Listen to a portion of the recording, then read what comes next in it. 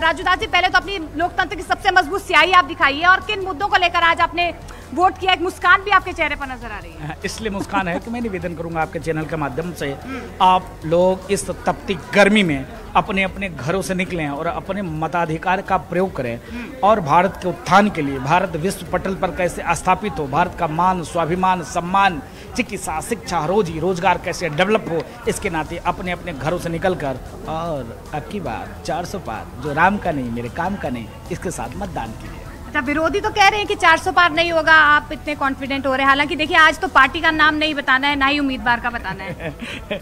देखिए, हम लोग खुली किताब है, जो राम की बात करेगा, रामत्व की बात करेगा, जो सर्वधर्म सद्भाव की बात करेगा, जो एकता की बात करेगा, जो समन्वय की बात करेगा, जो चाहेगा कि देश शांति होकर आगे बढ़े और विश्व पटल पर स्थापित हो, हम उसके साथ हैं। इसके नाते नाम तो लेना पड़ेगा। ये एकता की बात कौन नहीं कर रहा है? ये इंडिया गठबंधन को लेकर जो सवाल खड़े हो रहे हैं, अच्छा विरासत टैक्स जैसी मुद्दे आ रहे हैं, मंगलसूत्र जैसे बातें आ रही हैं, अच्छा वो कह रहे हैं कि ओबीसी का जो कोटा है वो मुसलमानों को दे दिया जाएगा, इन मुद्दों का कुछ हवा लग रही है यहाँ पर अयोध्या में? देखिए, एकदम हवा लग रही है। मैं तो निवेदन पूर्वक कहना चाहूँगा, अपील करूँगा कि गिरगिट जैसे रंग बदलने वाले लोगों से सावधान होने की जरूरत है। मैं पूछना चाहता हूं, जो सरकार भ्रष्टाचार के खिलाफ जिसका जन्म हो, आज वही भ्रष्टाचार में डूब चुकी है और तो और उन भ्रष्टाचारियों के गोद में बैठकर और घमंडिया गठबंधन के साथ सरकार बनाने की बात कर रही है, जो पैरोल पे व्यक्ति आवे। जो दुनिया का सबसे यहाँ पर मोनिका से बातचीत करते हुए और पैरोकारी करते हुए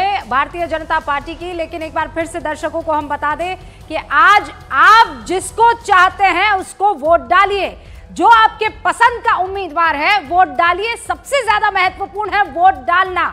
आपका जो भी मुद्दा हो और उस लिहाज से आपको जो भी उम्मीदवार फिट लगता हो, जाइए और वोट डाल के आइए। और जो उन्होंने जिक्र किया कि भ्रष्टाचार के खिलाफ पार्टी ने जन्म लिया, वो उसी पर भ्रष्टाचार के आरोप है, वो आम आदमी पार्टी का जिक्र कर रहे थे। मैं ये जानना चाहूंगा आपसे, राजकुमार भाटी जी, आम आदमी पार्टी का आपके के साथ किशोर, वो तहसीन अपनी बात अच्छा तहसीन आप अपनी बात कर रहे थे, आपसे एक इस पे ये भी पूछ लूंगा, साथ में आपसे भी ये सवाल बनता है कि आम आदमी पार्टी आपके साथ है, ये आपके लिए ये गले की फांस नहीं बन गया है मामला पूरा, जो जिस तरह से हुआ है पिछले कुछ दिनों में? तहसीन,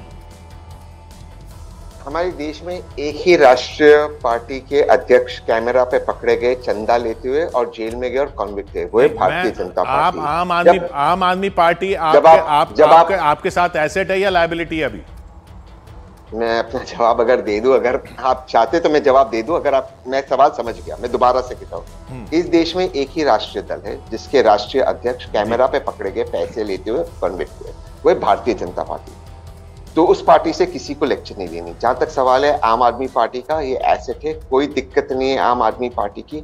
जिस पार्टी ने महिलाओं का सम्मान नहीं किया, जिस पार्टी के बड़े बड़े लीडरों ने रेवन्ना के लिए कैंपेनिंग की, जिस पार्टी के बड़े बड़े लीडरों ने उन महिलाओं के लिए कुछ नहीं कहा जिन्होंने हमारे लिए ओलंपिक मेडल्स जीते, उनसे लेक्चर लेने की जरूरत नहीं। जहां तक सवाल आम आदमी पार्टी का, इंडिया गठबंधन का है, मैं आपको दोबारा से कह रहा हूँ, 190 सीटें आ रही है कांग्रेस की, इंडिया गठबंधन की 270 सीटें पार हो रही है, भाजपा 140-150 सीटें क्रॉस नहीं कर रहा है। ये बात अब तय हो चुकी है। मलूक जी, तहसीन पूनावाला ने स्वाति मालेवाल का जिक्र नहीं किया, लेकिन लेक्चर नहीं लेने की जरूरत है ये बात कह दिया। महिलाएं भी और उनके साथ हो रहे अपराध या अत्याचार भी इस बात पर निर्भर करते हैं कि वो किस पार्टी की है और विपक्ष में कौन है।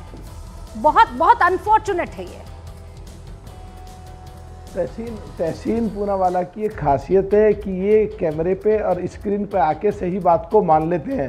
मैं इनसे एक प्रार्थना के साथ बात कहना चाहता हूँ कि इस देश में एमएलए हो चाहे एमपी हो, उनके लिए जो भी ऑफिसर्स होते हैं, चाहे आईएएस हो चाहे आईपीएस हो चाहे आईआरएस हो चाहे आईएएस हो आईटीएस हो, कोई भी, चाहे पीसीएस हो, कोई भी ऑफिसर्स हो, उनको उनकी ट्रेनिंग में सिखाया जाता है किस तरीके से अदब करना, और ये एक हिस्सा है भारतीय संविधान के तहत जनप्रतिनिधियों के साथ तालमेल बैठाने का।